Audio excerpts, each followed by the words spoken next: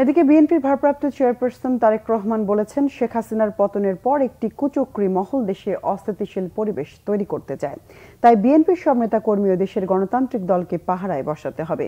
ধর্ম বর্ণ পরিচয়ের কারণে কেউ যেন নিরাপত্তাহীনতায় না ভোগে তা নিশ্চিত করতে হবে। দুপুরে নয়াপল্টনে বিএনপির কার্যালয়ের সামনে সমাবেশে ভার্চুয়াল বক্তব্যে তারেক রহমান এসব কথা বলেন। বিএনপির ভারপ্রাপ্ত চেয়ারপারসন বলেন, দেশের সাধারণ মানুষ ও ছাত্র জনতার বিপ্লবের মাধ্যমে শেখ হাসিনার পতন হয়েছে। এই বিজয়কে চূড়ান্ত রূপ দিতে হলে দেশের মানুষকে নিরাপত্তা দিতে হবে। যারা দুর্বৃত্ত লুটতরাজ, তাদের সঙ্গে বিএনপির কোনো সম্পর্ক নেই। প্রতিটি পাড়ায় মহল্লায় মুসলিম, হিন্দু, খ্রিস্টান সহ সবার নিরাপত্তার দায়িত্ব পালন করতে হবে। তারেক রহমান আরও বলেন, সুষ্ঠু অবাধ নির্বাচনের মাধ্যমে গণতান্ত্রিক দলের কাছে ক্ষমতা অতি দ্রুত সময়ে ফিরে নিয়ে আসতে হবে। হাসিনার পালনের পরে বর্তমানে খুব সুকৌশলে একটি চক্র পুলিশের মনোবল ভেঙে দেওয়ার ষড়যন্ত্রে লিপ্ত হয়েছে।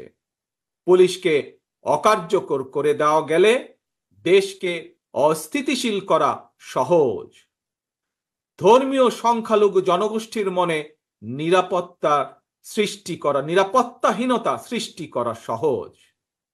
অস্থিতিশীলকারীদের আমি হুঁশিয়ার করে দিয়ে বলতে চাই, পুলিশ কিংবা ধর্মীয় সংখ্যালঘু জনগোষ্ঠী আজ থেকে, এই মুহূর্ত থেকে হামলা কিংবা নৈরাজ্য বন্ধ করুন।